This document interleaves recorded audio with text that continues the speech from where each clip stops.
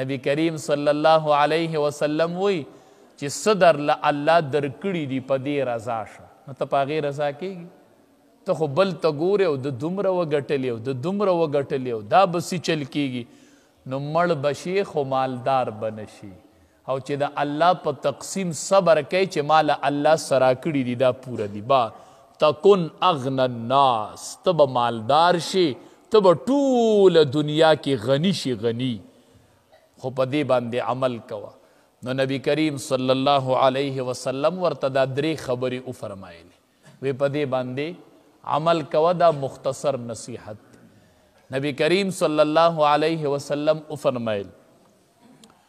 وی پنځه سیزونه د پنځو نه مخکې غنیمت وګڼئ پنځه سیزونه د پنځو نه مخکې غنیمت وګڼئ اولی پکې وی ځواني غنیمت وګڼئ مخکې د بوډاوالي نه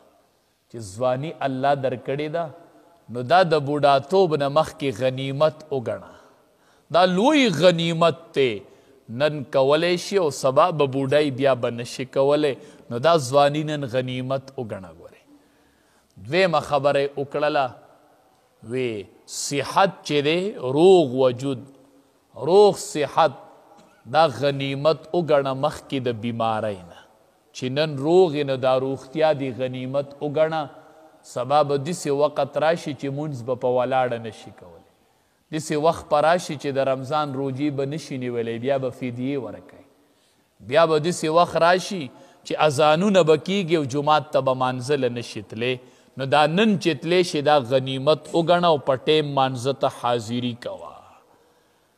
دریم نبی کریم صلی الله علیه وسلم ورته وفرمیل وی مالداری مخکې د غریبۍ نه غنیمت وګڼه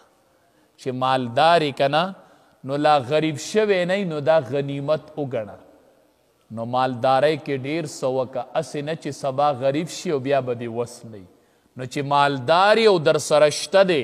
نو ورې که د الله په رضا باندې ورې که الله پی رضا کو مساجد او مدارس پی جوړ کو علما پی تیار کا جماعتونه پی جوړ کو خلق لپی لاری او کوسی جوړې کا او د یتیمانانو د فقیرانو خدمتونه پی وکا دا مالداری غنیمت وګڼه مخکې د غریبۍ نه بیا به سبا غریبي نه به در سره نو دا مالداری چې الله درکړې دا غنیمت وګڼه څلورمه خبره ورته وکړله وی مشغولتیا دا فراغت چې دی دا مخکې د مشغولتیا نه غنیمت وګڼه نن فارغي نو دا فارغتوب غنیمت وګڼه او د الله عبادت کوه سبا به داسې مشغوله شي چې بیا به درته د جمع د مانځه ټیم نه میلاویږي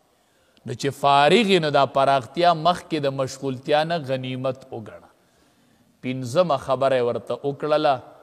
وی ژوند چې دی دا د مرګ نه مخکې غنیمت وګڼه ژوند د مرګ نه مخکې غنیمت وګڼه چې مرګ نه دی راغلی نو ژوند لوی غنیمت دی او چې مرګ راغی نو بس بیا خبره ختمه ګورې علماء لیکلی دی وی بهلول په لار کې ناسو دا بهلول چې دا ډیر هوښیار و ښه ډیر هوښیار خو د دنیا نه بې رغبته و نو خلقو به ورته بهلول وی نو دا بهلول چې دا یو ورځ په لار کې ناسو چا ورته وی بهلوله څه کوې وی د مخلوق روغه کومه د خالق سره مونږ مخلوق یو الله هم خالق دی وی د دې مخلوق روغه کوم د الله سره دیله روغه کومه نو وی څنګه کامیاب شوې په روغه کې بهلوله وی نه په روغه کې ناکام شو وی څنګه وی ځکه ناکام شومه چې روغه اله کیږي چې دواړه طرفونه روغې ته تیاري نو اله روغه کیږي وی روغه کې ځکه ناکام شوم چې یو طرف روغې ته نه دی تیار وی بهلوله کم طرف روغې ته نه دی تیار وی نن الله روغې ته تیار دی خو دا مخلوق د الله سره روغه نه کوي الله روغه کوي خو مخلوق وی روغه نه کومه زه وامه ته به وایي چې څنګه الله روغه کوي حدیث مبارک کې راځي رب العالمین فرمایي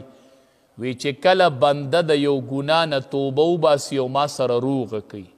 چې توبه وباسي نو وی دا ګناه چې دا زه د لاسو خپو نه یېره کمه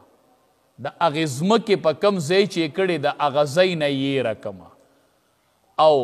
د فرشتو نه هم یېره کمه. دا بنده به د قیامت په ورځ زما مخې له راشي او ته ده په ګناه باندې به یو ګواه هم نه